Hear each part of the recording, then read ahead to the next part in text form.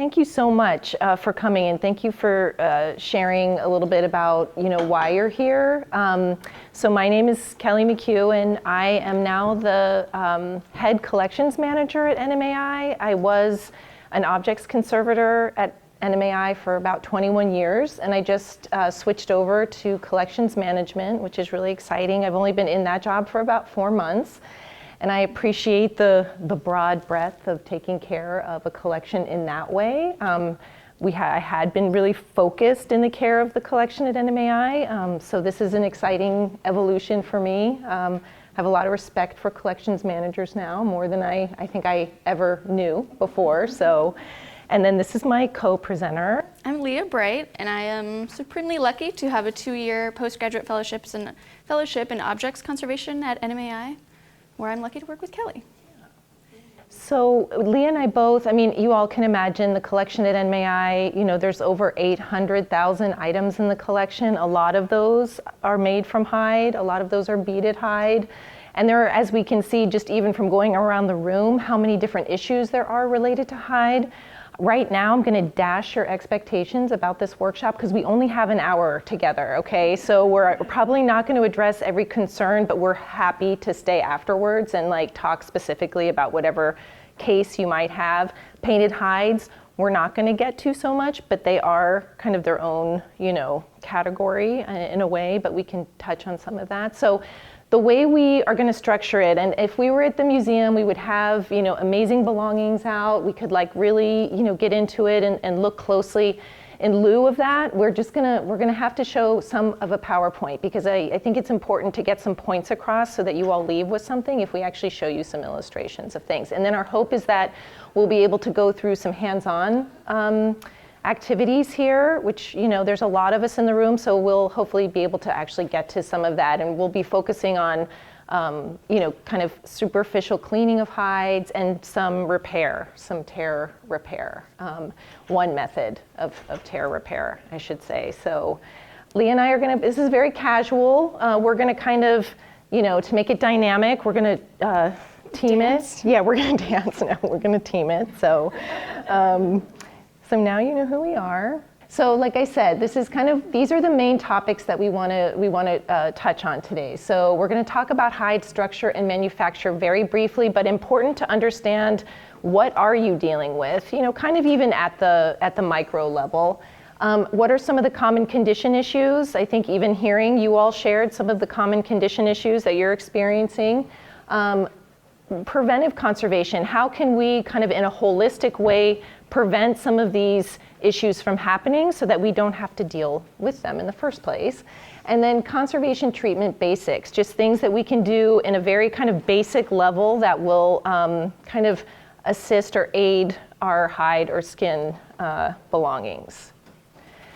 So just to start, you all probably know this, and I know many of you probably even process hides, and I encourage anyone to chime in during this with your knowledge and expertise, because while I have tanned a hide, I am not a professional hide tanner. So I can appreciate how much work it is, but I haven't done it extensively myself. But we know that hides are really comprised of layers of proteinaceous collagen, and you can kind of see the structure here. The side that has the hair follicle, we refer to as the grain side. The hair follicles and the glands are usually removed during processing.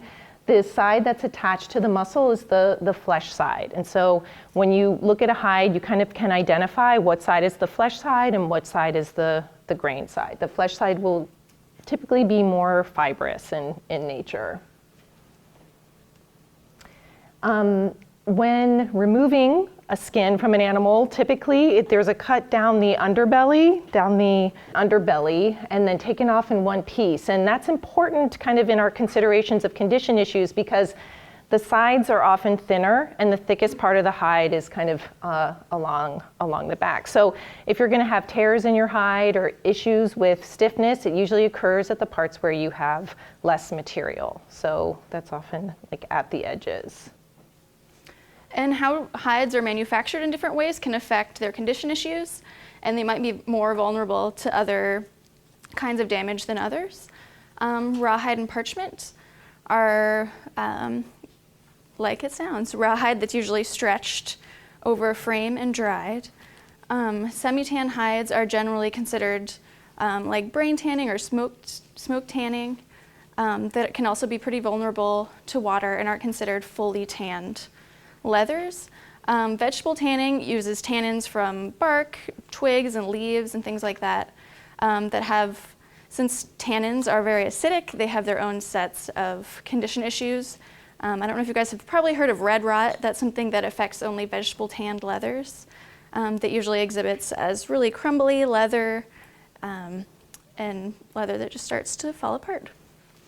Other tanning agents, things that are used commonly today for industrial uses are metallic elements like chrome, salts, and it's really important to consider other elements on your hides. Like everyone has said, there's lots of paint and beads.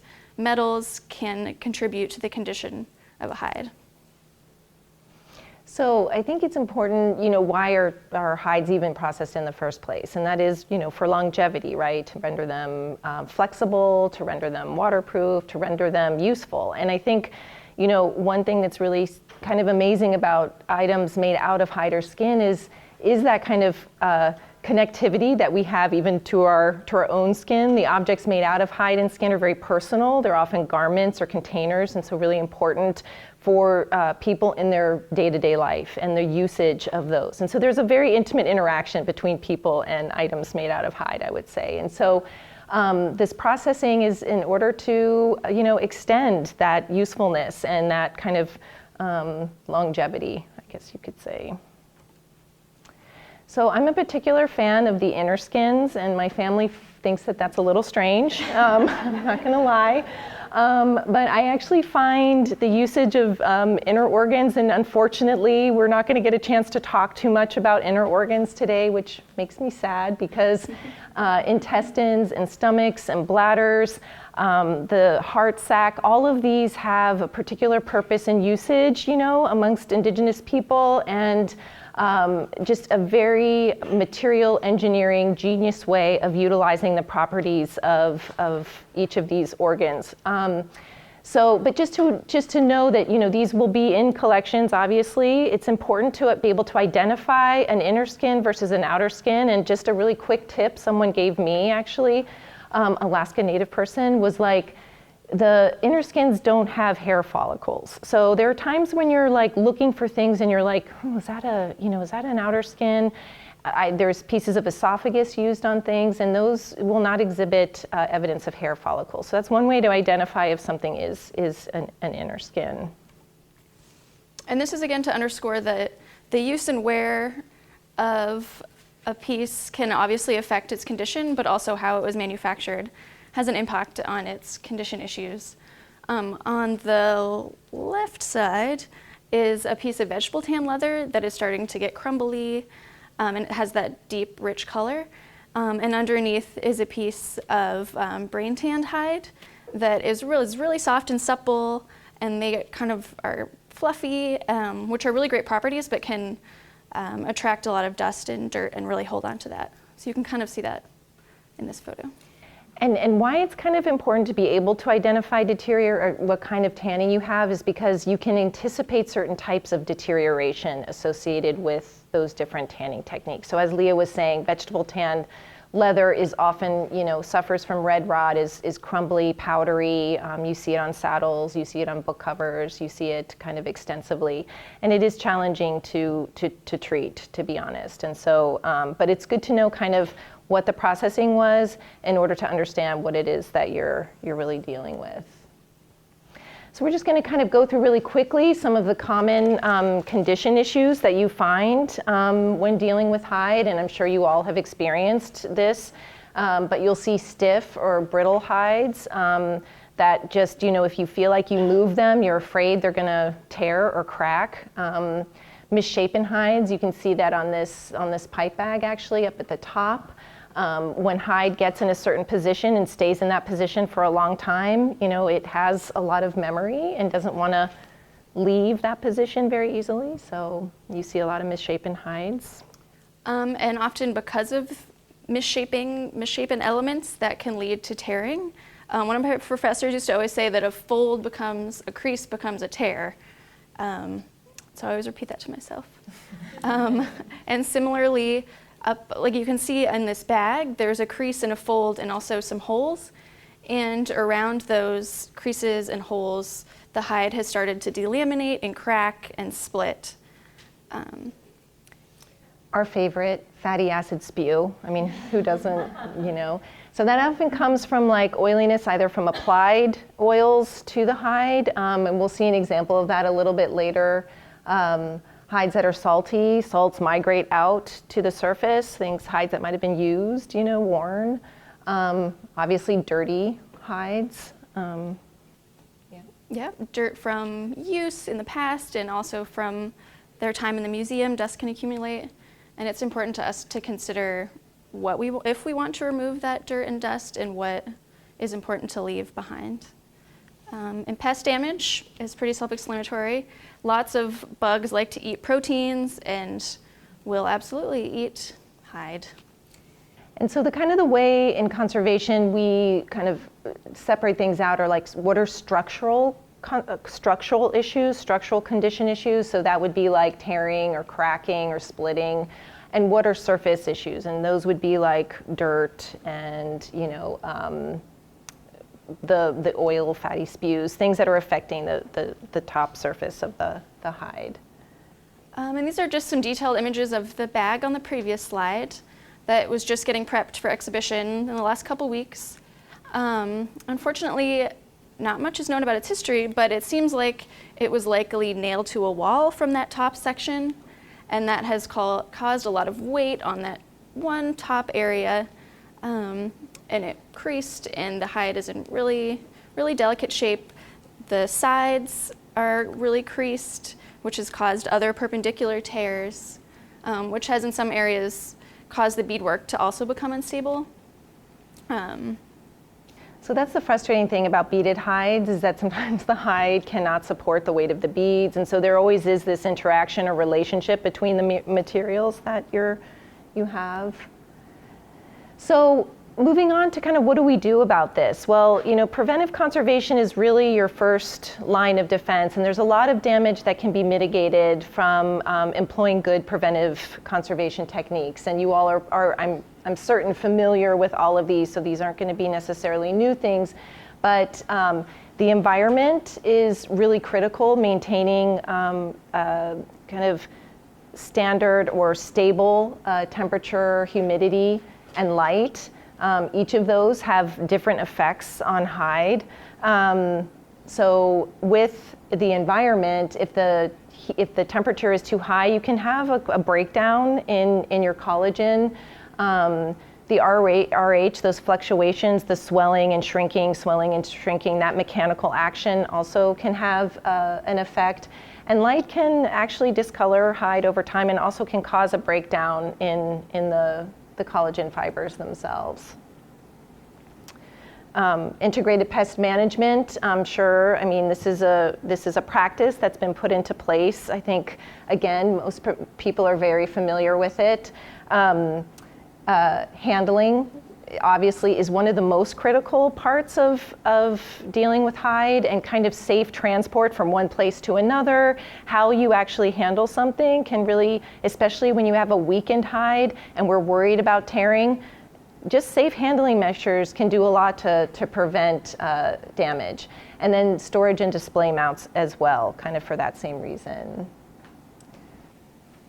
Yeah, and like Kelly mentioned, the environment is important to help keep all of your collections safe and sound. Hides are moderately susceptible to damage from light exposure, and heat can definitely start to break down those collagen fibers.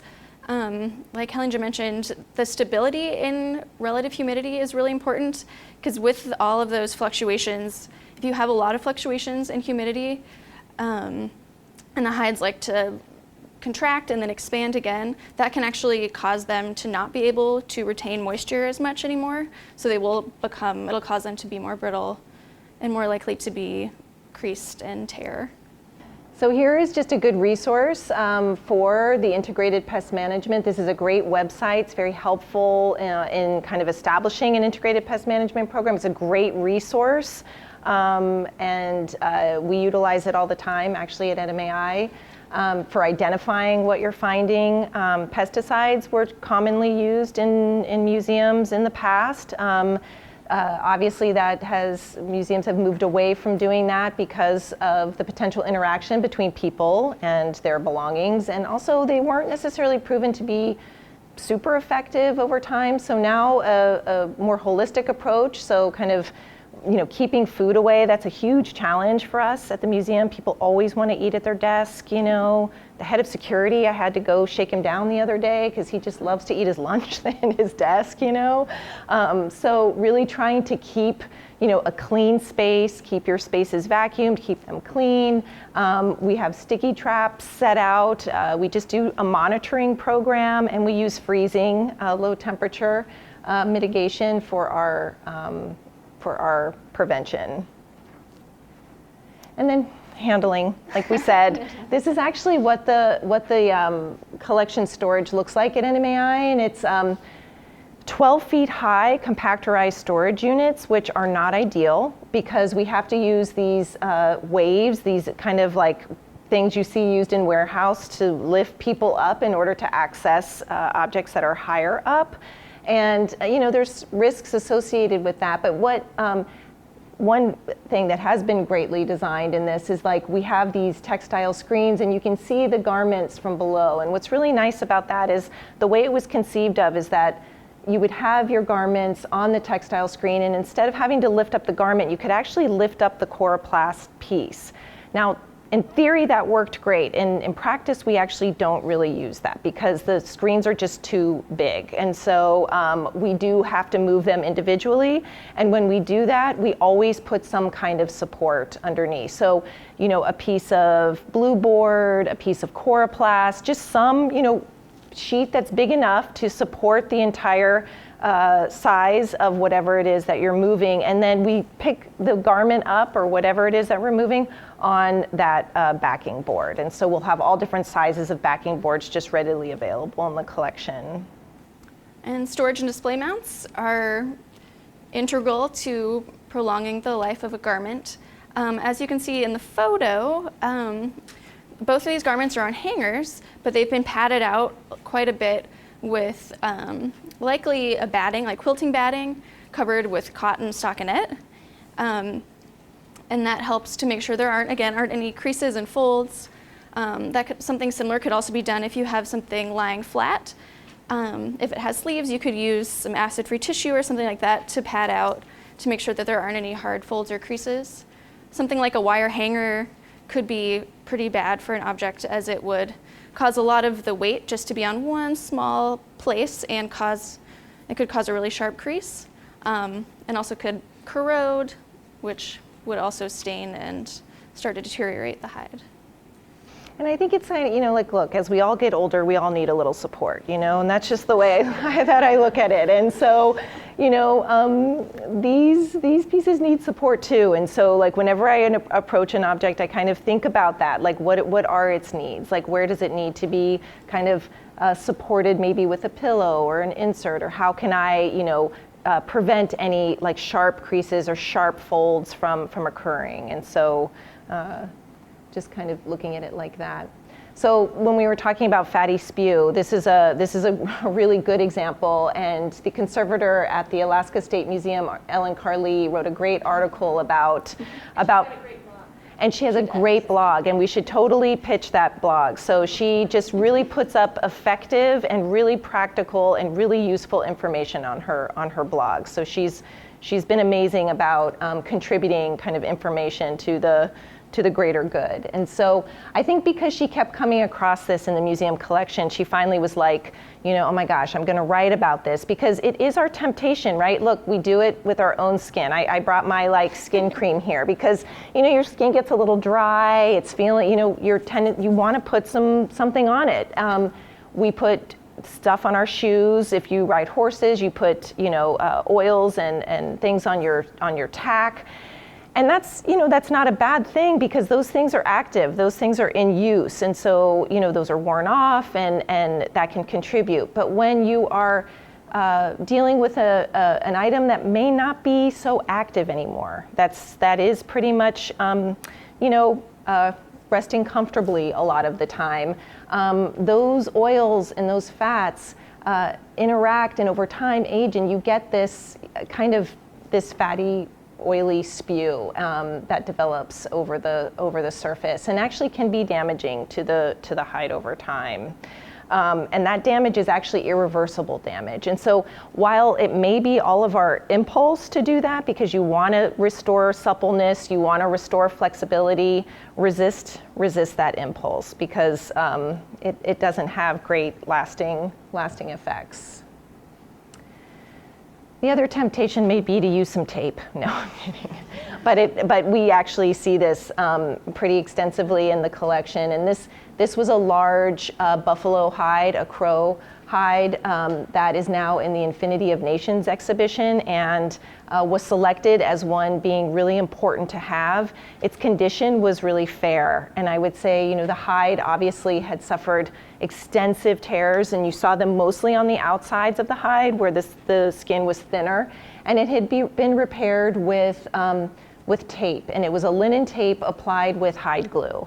And so the conservator, Ann Kingery, literally spent 2 years working on this piece, trying to safely remove these pieces of tape and then putting on new repairs, which you see here, which are basically Japanese tissue paper and an adhesive to structurally support the hide again by repairing these tears. And so, but you can see that despite her efforts, just getting the tape off was really risky because it itself was damaging the hide. So she was kind of in this really difficult place of, in her best efforts to conserve the hide, she was causing some damage. It's just because the nature of that repair was so tenacious that it was impossible not to have an effect. And so it still has its remnants. You can see the evidence of the tape here even after conservation treatment. So, you will, not that you all will do this, but you could encounter hide pieces that tape has been used.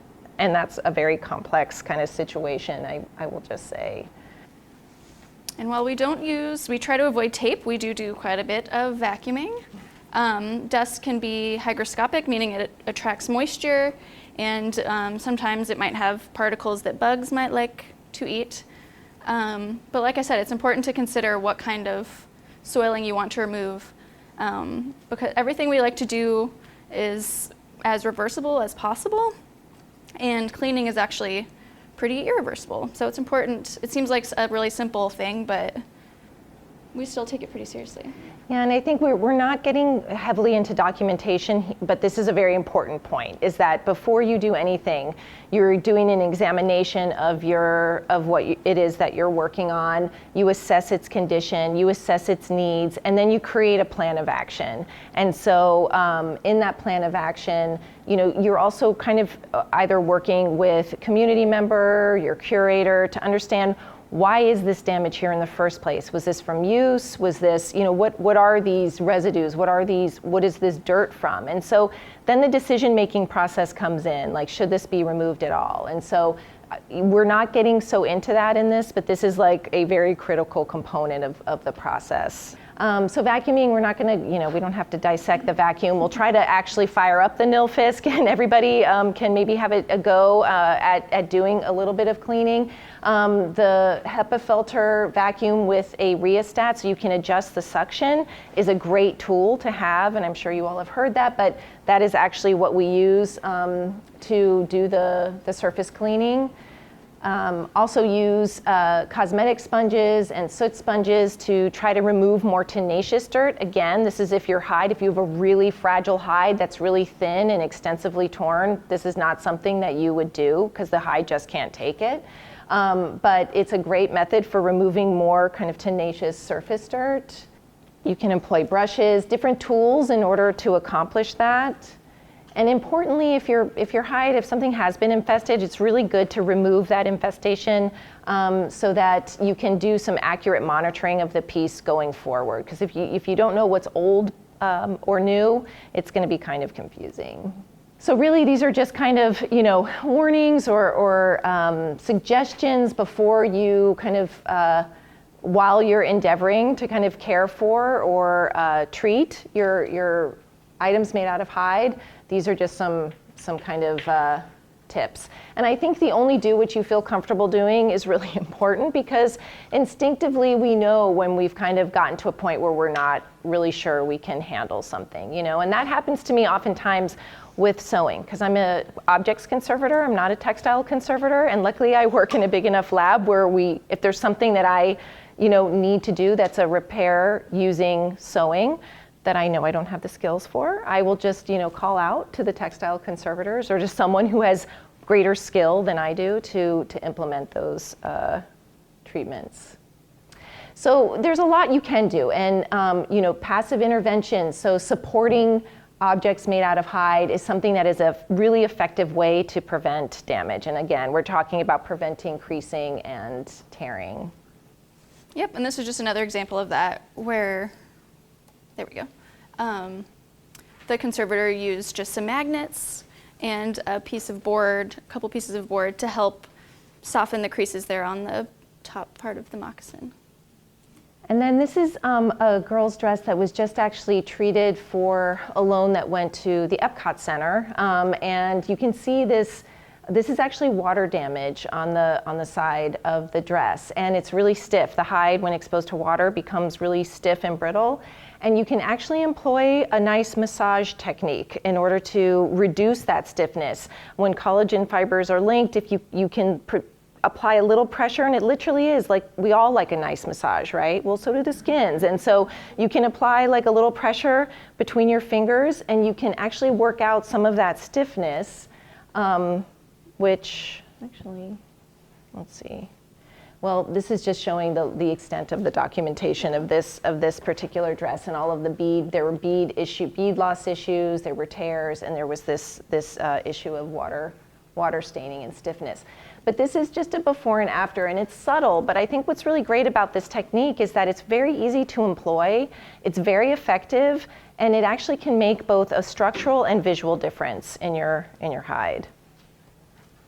And that's maybe a better before and after. The conservator working on this, Beth Knight, also used, she used a little porcupine quill, which we have actually on the table, or you can even use a stiff brush. So sometimes your fingers aren't enough, and you can just go in really carefully and kind of like apply a little bit of pressure with a more kind of focused implement, and you end up with really great results.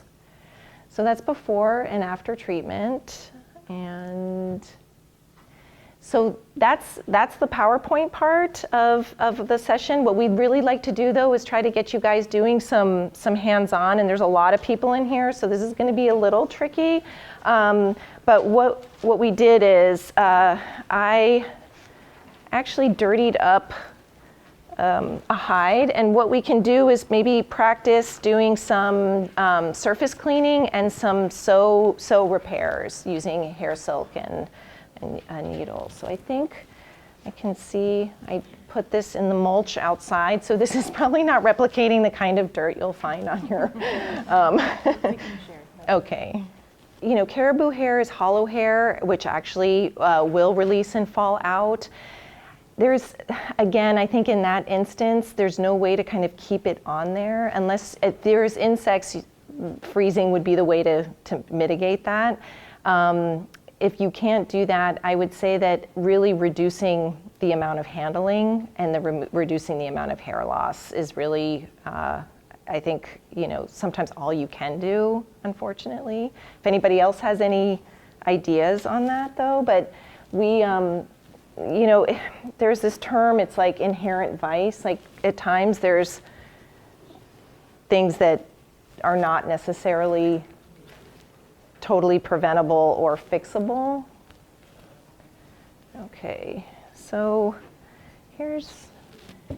you guys, we'll pass out. You have, if you're sitting at the table, some things in your kits, which are like cosmetic sponges. I'm gonna pass out some, these are some soot sponges, which are a different type of, here you go. This is a vulcanized rubber. So really these different sponges, the difference is in like the cell structure. Okay.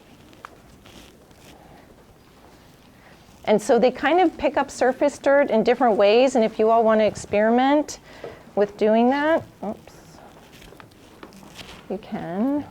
And unfortunately, we only have one vacuum, but what I would say is if you take your dirty hide, and the way this process would go is you would want to start with vacuuming. So actually, Leah, maybe you can. So we only have one vacuum, so if you wanted to, people can come up and try to use this, but what we also use in terms of surface cleaning, which is something that's come into the conservation world fairly recently, I would say, is actually, you know, those old cheap hotel blankets that you get?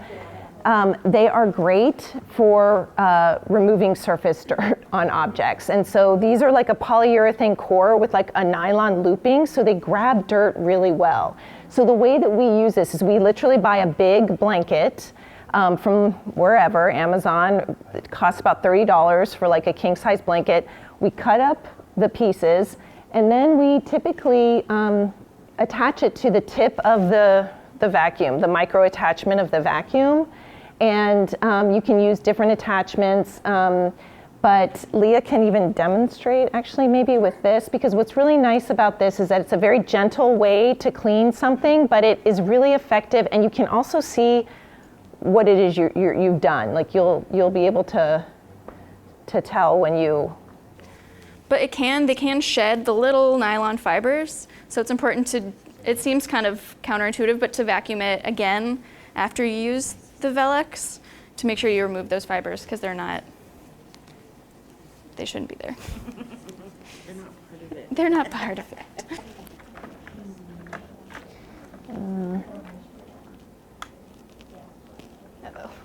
I know. There we go. So the nice thing with the rheostat is you can adjust the level of suction, and that's really important. And if rheostats, you know, you can buy them actually.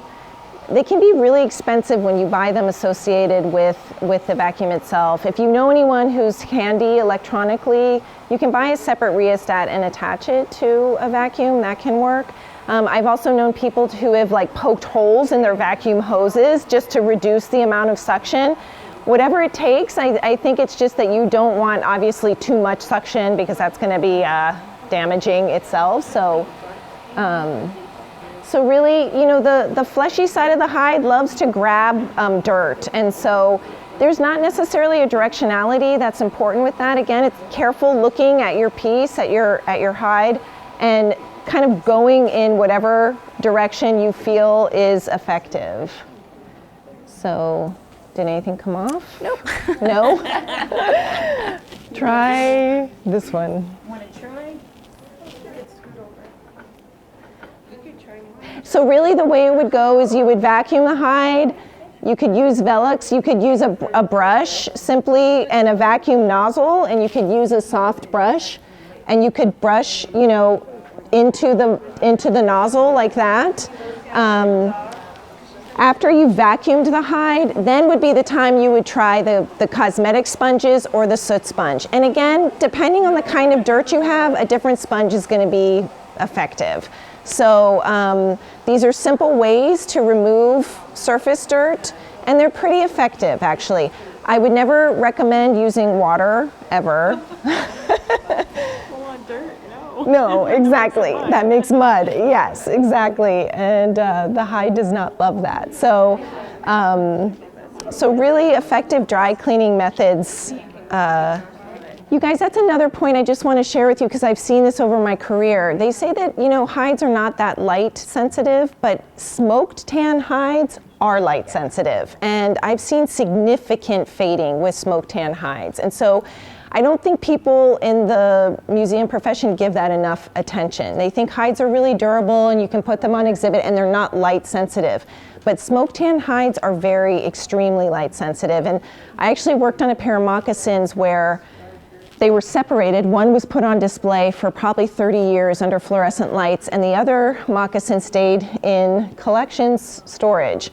they literally look like two different shoes. I was so stunned by the amount of fading that had occurred with the piece on exhibit. So it went from that nice kind of orange smoky color to literally like almost like a whitish gray color, which would have been, and it was moose hide. And I will say, like, a lot of times moose hide is frequently smoked for waterproofness, but also for appearance. I've worked with some folks who are Athabascan who say that we don't love the color of the hide, moose hide, so smoking it makes it more beautiful, and it makes it water repellent.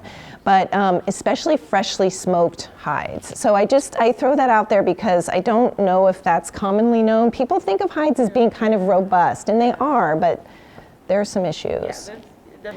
So in order to save space, hides are often really big, and so you may want to, the temptation would be to fold them in order to save space in collections, but really that can be damaging. Like we've said, it causes creases, and then these result in tears.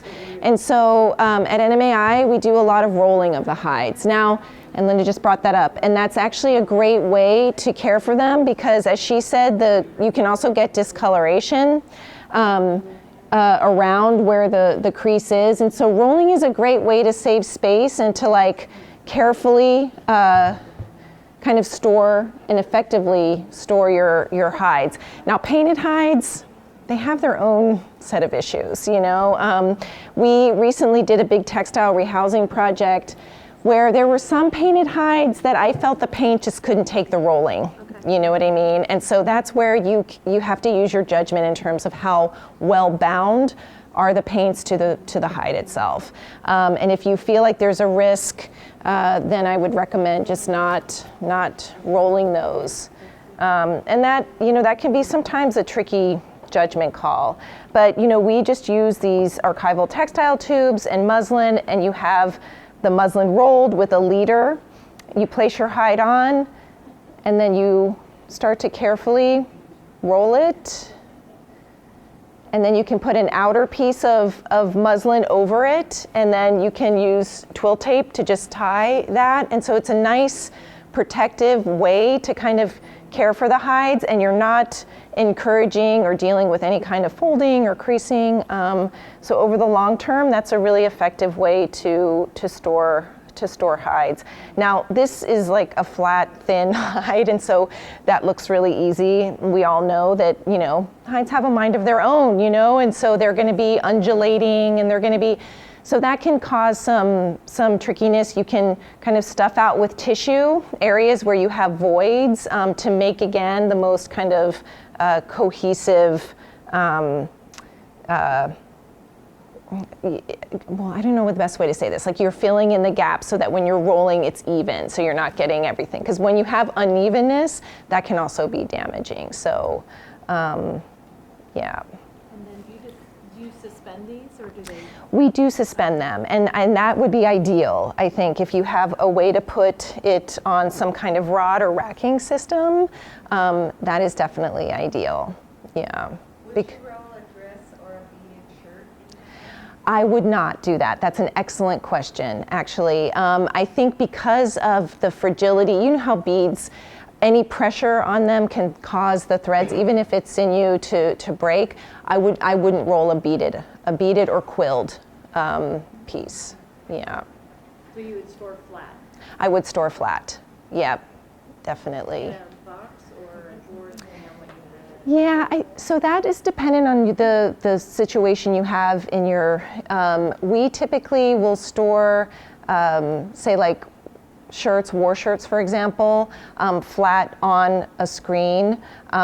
If you don't have a configuration like that, and if you want to put it, I would just say you could even put it on a flat kind of archival piece of blue board or coroplast, something is heavy enough. If you're going to be moving things around, I mean, that's the other thing to consider, like how much access does your collection have? Because if people are taking things in and out, you may want to have some kind of tray, we have rolled things that are embroidered. And again, it's assessing whether the strength and condition of those threads. Yeah. So Leah she just did some vacuuming, and just to show you all, this is what, I know, this is really satisfying. So if anyone wants to come and use the Nilfisk and see how the Velux works with it, what we love about it is that, this can be painstaking work, right? You're sitting here for hours. This is effective, but the beautiful thing about that is that you can see you've actually done something, Because sometimes when you're working on these types of belongings, you don't want a huge visual difference a lot of times, right? That means you've kind of maybe gone too far. So we might work for hours and hours on something, and someone will come up, a curator will come in, and Emil Horses always says, what are you doing? What have you done? And I'm like, I've been here for 3 hours. Doesn't it look better, And then another conservator will come in and say, oh my gosh, that hide looks so much better. It's so much brighter. And I'm like, oh, thank you, So, the differences are subtle. The other technique that we can show you guys quickly in terms of repair of hides, there's different ways, and again, this is something where you can work with a conservator if you're not able to work with a conservator, or you have really talented people in your community or at your cultural center. There's different ways to repair tears in hides, and that can get very complex. And you saw, Ann Kingery with her Japanese tissue-backed repair of that buffalo robe were super complicated. As you all know, hides a lot of times traditionally the repairs were done by sewing.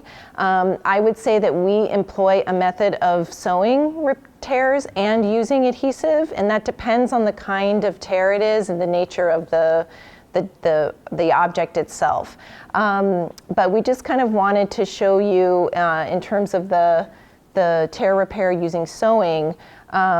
We work with hair silk, which is silk, and this is a braid of it. What's really great about this is that silk is very fine, but it's very strong, and so you can kind of have little but effective impact, I think. And so we use hair silk and a very fine needle in order to do the sewn repairs. And so Leah has started. And what size is that needle? How do you know? That's an excellent question. The really fine ones were like a 15 and a 13. But these other ones, These other ones actually are probably too big, to be honest with you. But because you're trying to minimize the holes. Right, exactly. So that's really, I think that's the important consideration. And so, yeah, go ahead, Leah, do you want to? Again, this is hard to do because it's hard to show you all to kind of a big space. And it might be easier if I pass around. I did a little bit earlier. yeah, so we don't poke the hole all the way through. So this is a very thin hide, but typically you will have some depth, some fleshiness to your brain tan hide, and so it would be just going through, the surface of that enough so that you're not tearing. You have to go deep enough so that you have something to sew into, and then moving across the tear, and then back and forth, and again, like this, then you create, structural stability by closing the tear. Visually, you can't really see it. The thickness of the hair silk and the thinness of the needle really are not putting huge holes in the hide. You're not, having a huge kind of destructive impact in doing that. And so again, like in my time in conservation, I was trained as an object conservator, and in object conservation, we would typically use adhesive, or a lot of times adhesive with backing materials to repair tears, almost like a Band-Aid, is the way I kind of think about it. Working closely with the textile conservators at NMAI who sew tears in fabric, they really look at the hide almost like as a fabric, right? And so I kind of started to share more. We kind of shared our skills, and I appreciated the sewn tear repair in certain circumstances. There have been objects where we've employed both sets of things, where the hide could not take sewing because it just did not have enough structural integrity. So that pipe bag that Leah showed that had the small tears, that pipe bag was very thin and very weak. Like it could not have withstood a sewn repair in an effective way. So she did use adhesive. We're not going to go into the whole adhesive repair. This would be like a 3-day workshop if we did that, but there's different methods and different adhesives that you can use. The most important thing, to keep in mind is that we're always using materials that are reversible, that have good aging properties to do those adhesive repairs. And so there's different adhesives that kind of are called out.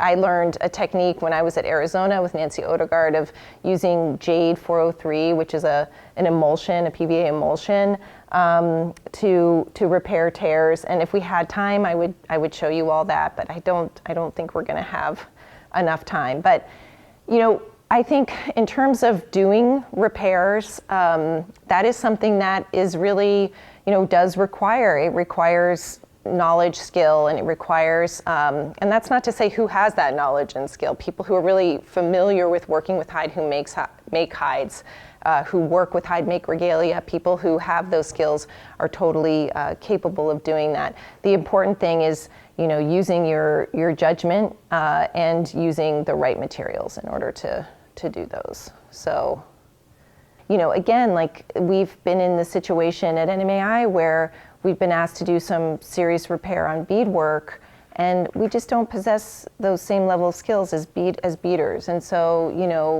working in partnership with, bead workers and things like that, I think that's a really important resource that you all have actually in your communities, is this knowledge and these skills exist. So, well, you guys, if anybody wants to try, again, like Leah's coming around and kind of showing the sewing, that may be something to try. You all could come up and just try the vacuum with the Velux. The other thing is there's some stiff hides here. Again, this kind of, I know it sounds ridiculous, this massaging technique, but it is really effective. It is really, really effective. And it just, patience and kind of sticking with an area for a period of time, you can even, this can go around and you can even see the effects of that. So what can happen with the interaction between metal and hide is the fats from the hide can actually corrode the metal, and you can get this like verdigris corrosion actually, which looks like a bright green kind of waxy corrosion product on the metal. In that case, you could put an isolating layer between the metal and the hide if you see that happening. If you don't, it's fine. Do you know what I mean? Yeah. You don't have to do that. This is a soot sponge. Yes, you can take it and you can rub it. Okay. Kind of like this. And you start to see the dirt coming off. So not too harsh, right? That's exactly right. So you're using your judgment in terms of pressure, and and it's like you can always go over something again, right? So like you're looking, and then you're kind of constantly checking. So we're getting a little bit off each time. Towels or water? No. Okay. I would not at all. No. And then these are cosmetic sponges, and we gave you guys a materials list. These are also really effective. You do have to vacuum after using these because they'll leave little crumbly bits. You guys are welcome to please take any of these. But you can see, so here the pieces of the hide are coming off in the way I'm doing it. So I would not continue with the amount of pressure I'm using, obviously, What are you trying to do there? Just get some of the dirt off? Yeah, exactly. So really the way I would do this is I would vacuum it, I would take it over, I would use Velux. We can even go through this, you guys, if you want to. Follow the direction of the fibers in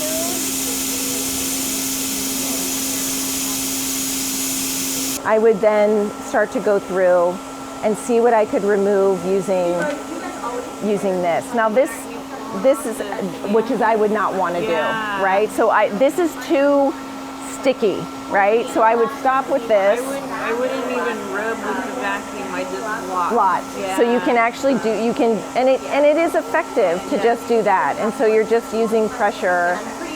So again, your object's going to tell you, is going to dictate what it is that you're doing. But after I did this, because these do leave pieces of residue, I would then go back over and I would vacuum with just either the brush or with a soft brush, a fan brush, any kind of brush, and I would brush it into the vacuum nozzle if you didn't have this. So that actually, like a really good surface cleaning can be really effective in terms of improving the appearance of the hide. Nice.